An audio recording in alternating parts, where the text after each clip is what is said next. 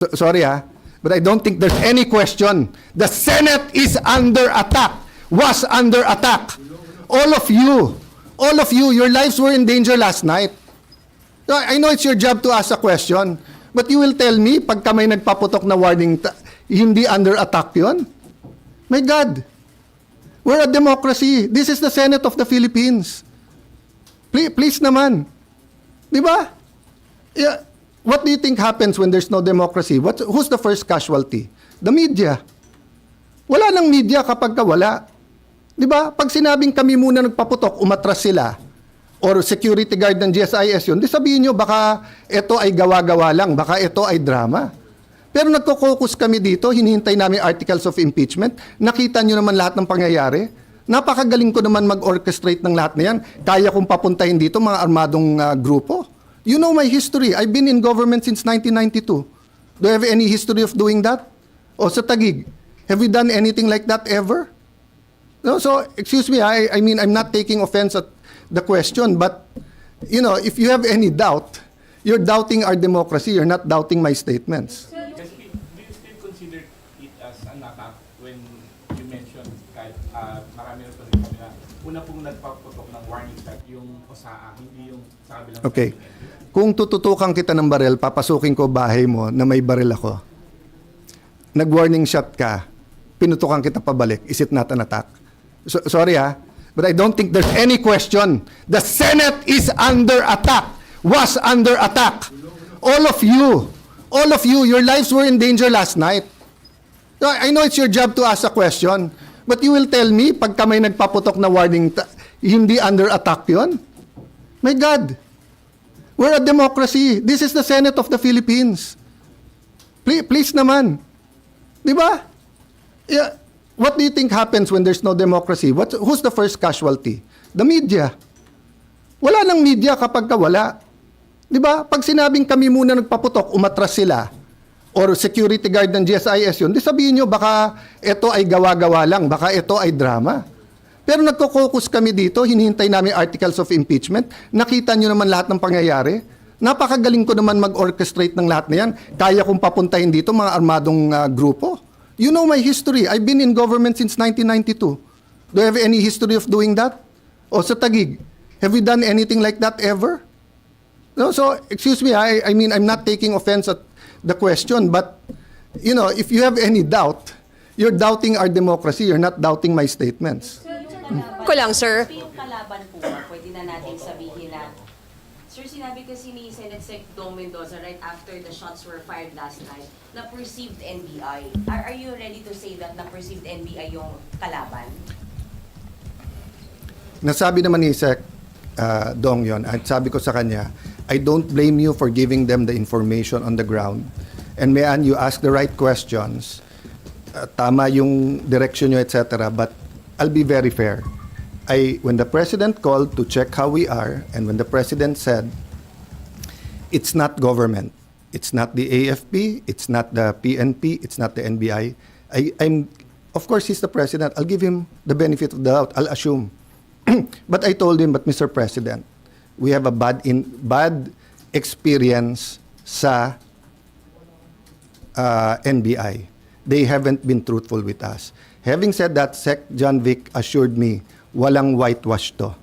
So he told me some of the information even before we got home kasi I'm sorry for the reaction but you know, people risked their lives yesterday. One of our nagugulpi na yung isang OSAA, the others could have done this.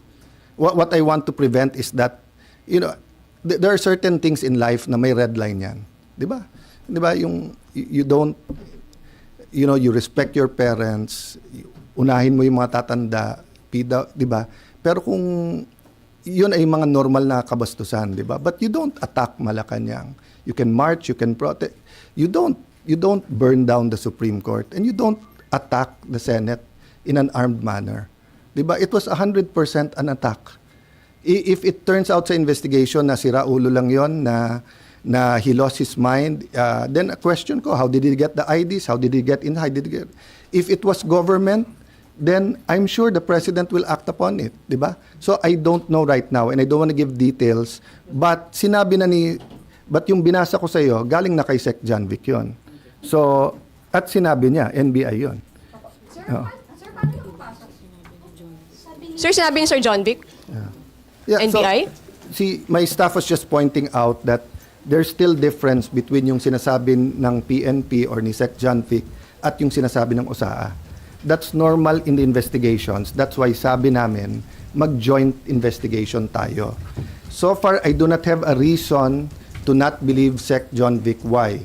First, nung nakita yung bag at sinabing, pag nabalikan yan, mahuhuli natin or paamoy natin sa aso kung may barel, he didn't have to tell me that. But he did at may nahuli. Okay. Secondly, lahat ng request niya, pinagbigyan ko. Umikot yung mga police, disarm yung iba natin tao dito. Yung hiningi niya na i-sweep yung floor by floor. Yung hiningi niya na i-secure yung CCTV. Lahat ng mga hiningi ko sa kanya pabalik. CCTV nung kabila, nung GSIS, ibigay sa atin. Yung before he left, sabi ko, sir, step by step, keep us informed. So, but that's the problem nga, 'di ba? So, I'm hoping magkatugma lahat. So sa report natin, ano yung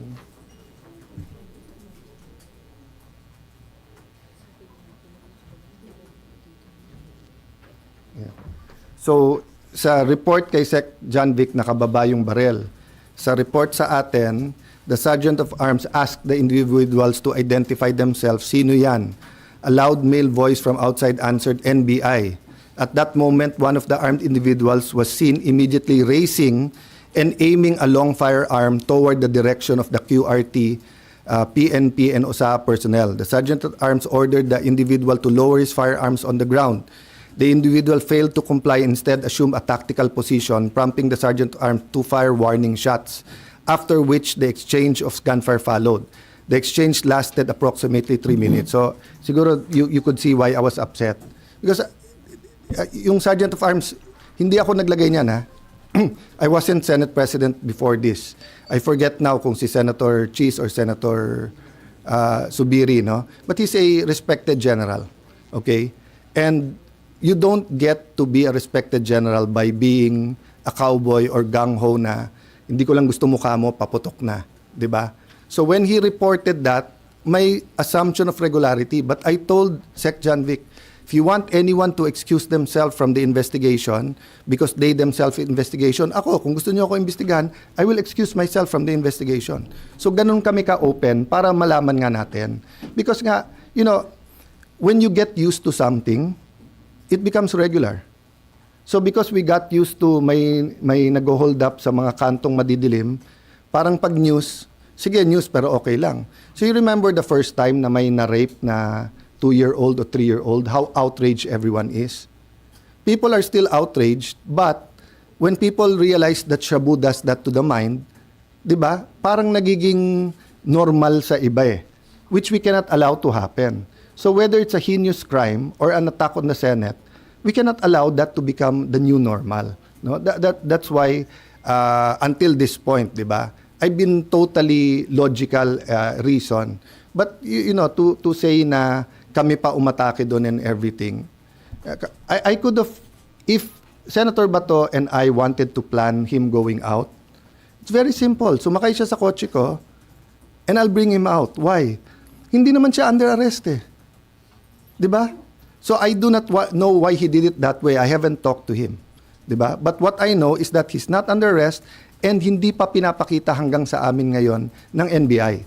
But I do believe the President that he did not send anyone here to enforce that warrant. So ang question ko nga is, why were they here? And pag ikaw ay nakita na at sinigawan, even assuming tama, nakababa yung barel, nagpaputok ka sa taas, warning shot, what do you do? Don't you show your badge and put up your hands and leave? Bakit siya nagpaputok pabalik? Knowing this is the Senate. So, for me, you know, we really have to know the truth. And by the way, that's why the last statement I told Secretary John Vic and Chief PNP Nartates before they left is that